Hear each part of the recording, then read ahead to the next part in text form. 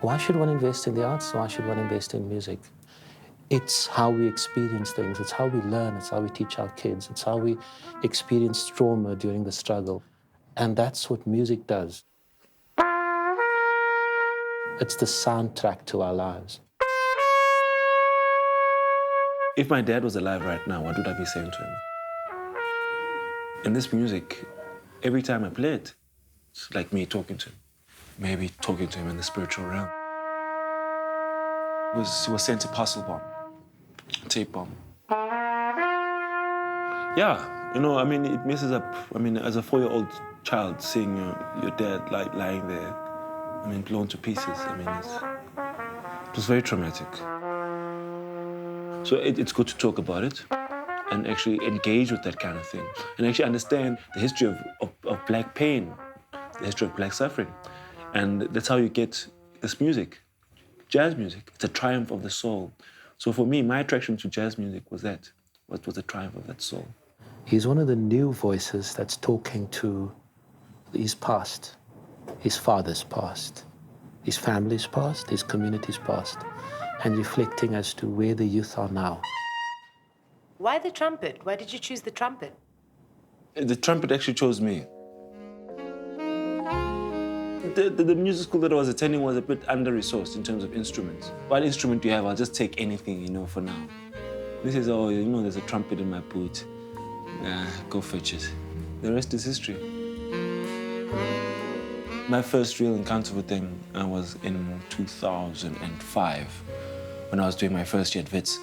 And I got the sum of, I think, 9,000, which covered the tuition. The philosophy behind the foundation is that if you fund students, if you fund bursaries, or you fund programs that invest in artists, composers, musicians, technicians, all of those, they contribute towards the rights business. Rights and royalties is only at the top of the value chain when the product's already developed. So if you're picking fruits from the top of the tree, from the top of the value chain, it's your responsibility to invest in the roots. The roots are education, the roots is development.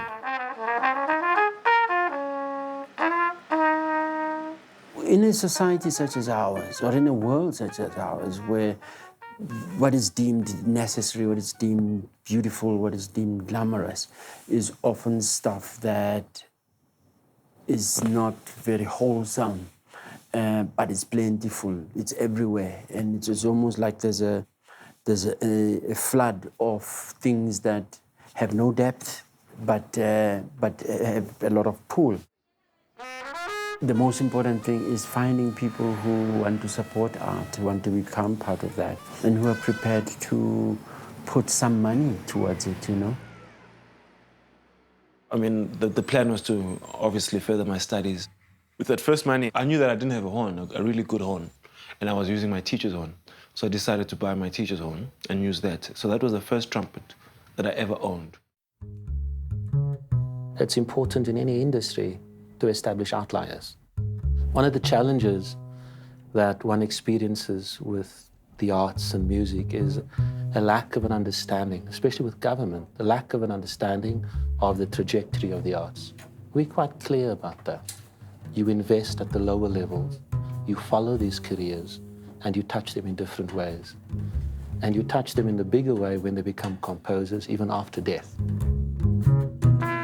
We've got original handwritten manuscripts by artists going back to the 1920s that's been preserved. SAMRO made a lot of things quite simpler, quite easy, more accessible, like its archives. You don't pay a lot of amount to actually performing. One of the major challenges you have in a changing music scene is that live music is the bread and butter. So Norwegians approached us and said, what do we do about live music?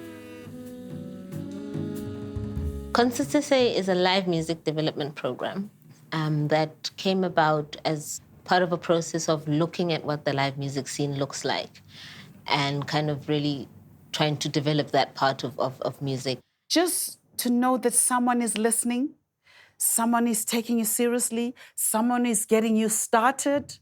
It's like when someone is holding you by the hand and say, I'm going to walk with you, you know? But getting involved in live, we needed something catalytic. A little bit of subsidy, a little bit of investment, plant it there and watch it grow. The nuts and bolts of it are that we receive a grant that allows us to underwrite our music program. We are a partnership where those with the resources and who want to make impact can create very life-affirming relationships with creative people who do the work. The project is important to me, on the one hand, generating revenue for artists, stability for venues, and for promoters. But it's most important to me because it's a cultural policy model, not in a theoretical sense. It builds a model that influences music, influences the arts, and takes culture to people. I mean, there is a comfort for me that to know that, okay, it's supported by Concert SA. It means that definitely I'll be paid a certain type of amount and I know what to expect. So having the institutional framework to enable people like him to work is what actually makes us most optimistic about music, about jazz in this country. Our vision is much more to be consistently the place where the best jazz live can be accessible. So, you know, it's great that as a venue, we do get that extra money. We've made a difference to many venues, many artists, many promoters. We can take that model to the state and say, you've not spent a cent on this. We've used international donor funds to help your arts. Help us do it better. Where the live music scene is today wouldn't be quite where it is at the moment if it hadn't been for the support and initiatives of something like Concert SA. There's just been a revolution, if you will, and Concert SA came at the right time as that. Promoters put on certain events for us as well, and they primarily work with the school circuit, which is really taking live music performances to schools. It's really beautiful, and when you see pictures at these schools where a jazz band is performing for young kids who are not necessarily into jazz, but just to see the joy in their faces, it's a beautiful thing. We call it our little joy drug. You know, when you're having a bad day, a school gig is something you want to see. When I go to these concerts, I look at these kids and I see the light bulbs going off because you see how someone gets ignited by great live performance. It's great. It's actually, then I feel like a rock star.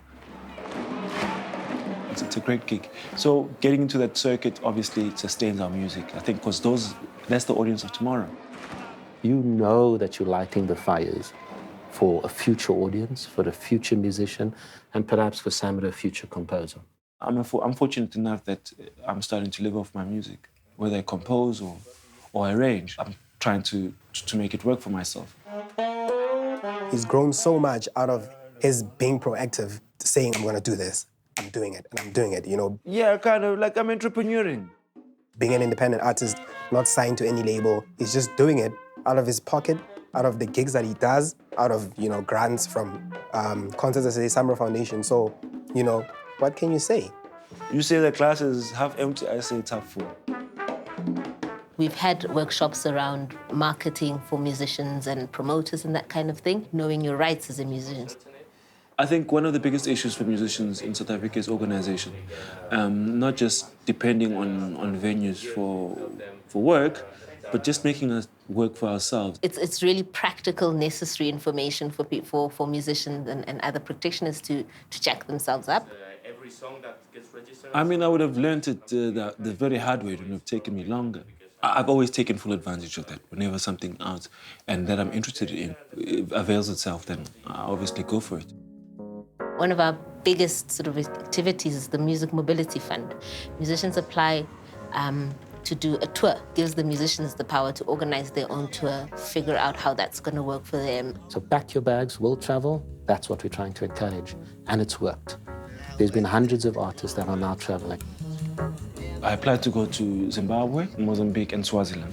So it was a pretty good deal. It was a bang for their buck. I got funding for less than 50,000. I got moving, and I got a lot done within 14 days. So to get something like this is very important, you know, so that people can take their music out there. It's the way that it's titled as well, mobility. It kind of gives you that grease for your wheels. Traveling is just in itself just such an important asset to artists. I think the Swaziland gig was a highlight out of all of them. I mean, that's where we got the most exposure and people saw us for the first time there. All the way from South Africa, Mzansi. I mean, that's how I grow as a musician. And that's how I grow. I mean, that's how I shape and that's how I mold my sound.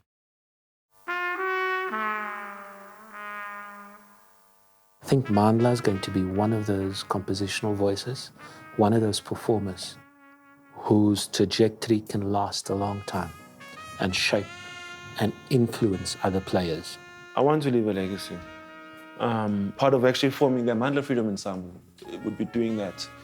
Working at it and actually having it as a vehicle for other composers, for other musicians to tell their stories as well. So there's a number of these young cats who's starting to grow, who's starting to influence the scene. Mandla, at his younger age, is already starting to do that. And that's why we're supporting someone like him through the projects that we do.